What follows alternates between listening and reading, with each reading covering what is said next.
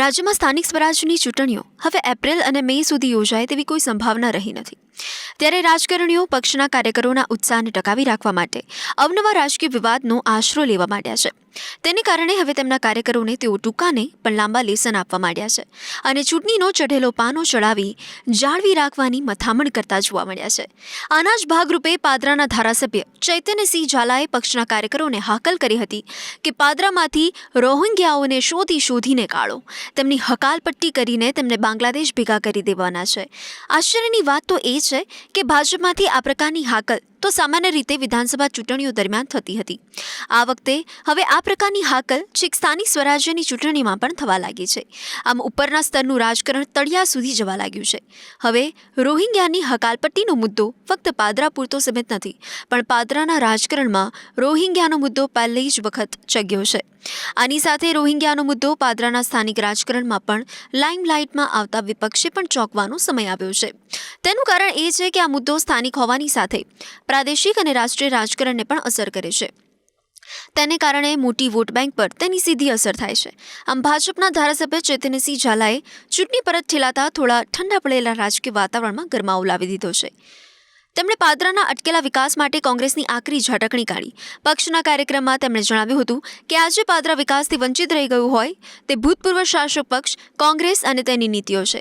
કોંગ્રેસે વર્ષોના વર્ષો સુધી પાદરા જંબુસરનો હાઈવે કાગળ પર જ રાખ્યો હતો. તેને લઈને કોઈ નક્કર કાર્યવાહી કરી ન હતી અને તેને જ કારણે પાદરાવાસીઓ અને જંબુસરવાસીઓ બંનેને ખૂબ તકલીફ પડી હતી. પણ લોકોની તકલીફની કોંગ્રેસને ક્યાં પડી જ હોય છે? તે ફક્ત એક જ કુટુંબના ગુણગાન ગાવામાં વ્યસ્ત રહે છે.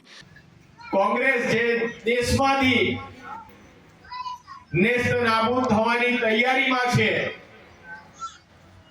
કોંગ્રેસ કે જેનું કામ છે જૂઠું બોલવું અને જોરથી બોલવું, જ્યારે ચૂંટણી હારે છે ત્યારે સૌથી પહેલો આરોપ એ ઈવીએમ પર મૂકે છે. જે વોટિંગ મશીન આવે છે એની ઉપર સૌથી પહેલો આરોપ હોય છે કે વોટિંગ મશીનમાં ગડબડી કરી અને ભારતીય જનતા પાર્ટીએ જીત મેળવી છે. હવે એમાં જ નવું લાયા છે વોટ ચોરી. કોંગ્રેસ આરોપ કરે છે, જેવું મેં કીધું કે જૂઠું બોલવું અને જોરથી બોલવું, એવી રીતે વોટ ચોરીના આરોપો મૂકે છે. પરંતુ એમને નથી ખબર કે ભારતીય જનતા પાર્ટીનો કાર્યકર્તા, ભારતીય જનતા પાર્ટી એ ના તો ઈવીએમ માં ગડબડી કરે છે, ના તો વોટ ચોરી કરે છે. અમે તો સૌ જનતાના અને કાર્યકરના દિલ ચોરી કરીએ છીએ, ત્યારે આવું રિઝલ્ટ મળે છે. ભારતીય જનતા પાર્ટી કે જે વર્ષના 365 દિવસ કામ કરતી પાર્ટી છે, આજે આપણે પણ જોઈએ તો ભારતીય જનતા પાર્ટીના કાર્યકર્તા એક પોતાનો ખેસ પહેરીને એક જનસેવામાં લાગ્યા છે, કોઈને મદદ કરવામાં લાગ્યા છે. એની સામે કોંગ્રેસનો કાર્યકર્તા ક્યારેય ચૂંટણી સિવાય જોવા નથી મળ્યો. પછી ક્યાંથી અમને કોઈ મત આપે? એ લોકો દેખાશે તો માત્ર સોશિયલ મીડિયામાં દેખાશે, ભારતીય જનતા પાર્ટીનો વિરોધ કરવા માટે દેખાશે. એ સિવાય જનતા સમક્ષ કોંગ્રેસ ક્યારેય ગઈ નથી.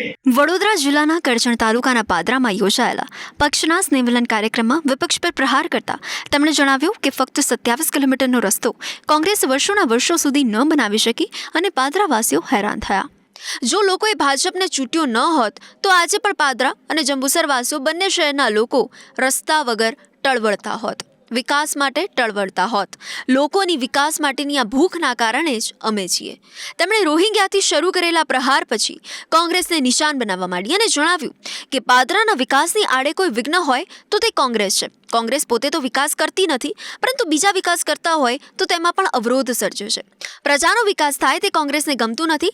પ્રજા વિકસે અથવા તો વિકાસના કામો થાય તો તેને જાણે તેનો ગરાસ લૂંટાઈ જતો હોય તેમ લાગે છે.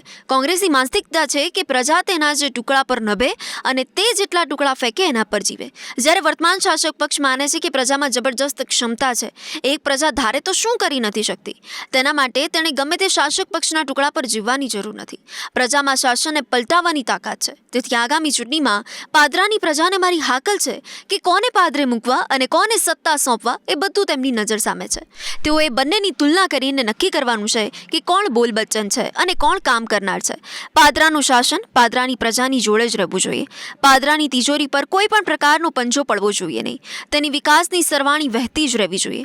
આ ધારાસભ્ય બન્યા એટલે લીલા લહેર, એટલે શાંતિ. પરંતુ ધારાસભ્ય પણ એક કાર્યકર્તા છે. એ પણ પોતાના છાતી પર ઘણા તીર વેઠતો હોય છે, પરંતુ એમાં થોડોક ફરક એવો છે.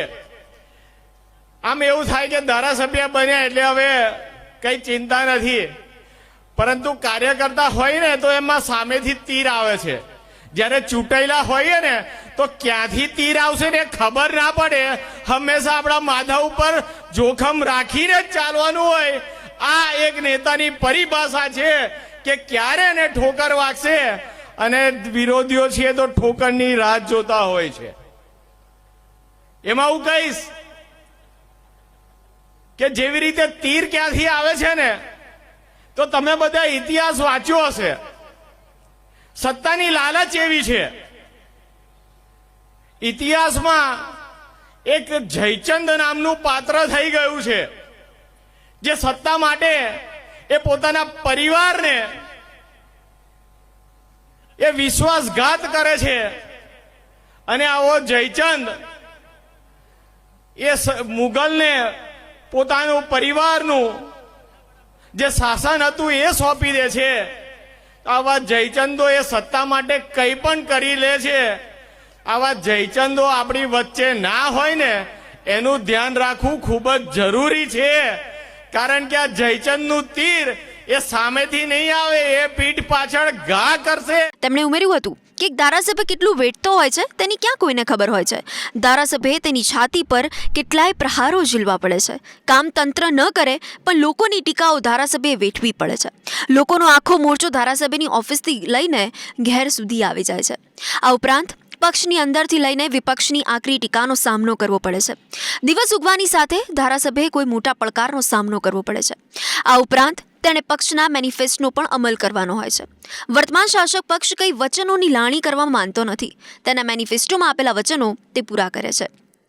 તેમાં રામ મંદિરથી લઈને કલમ 370 દૂર કરવાનો સમાવેશ થાય છે. આ પ્રકારના વચનો સ્થાનિક સ્તરે પણ પક્ષે આપ્યા હોય છે અને તે પૂરા પણ કરવાના હોય. તેની સાથે સ્થાનિકોને નડતી દરેક ફરિયાદો પણ સાંભળવાની હોય છે. તેમાંથી શક્ય તેટલો નિવેડો લાવવાનો હોય છે. કેટલાય લોકો તેની પાસે મદદની આશા લઈને ઊભા હોય છે.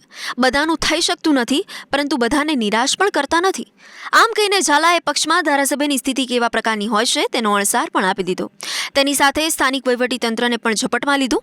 આમ પાદરામાં ચૂંટણી ભલે પાદરે હોય, પરંતુ સ્થાનિક ધારાસભ્યે રાજકીય વાતાવરણ ગરમા ગરમ રાખવાની તજવીજ શરૂ કરી છે.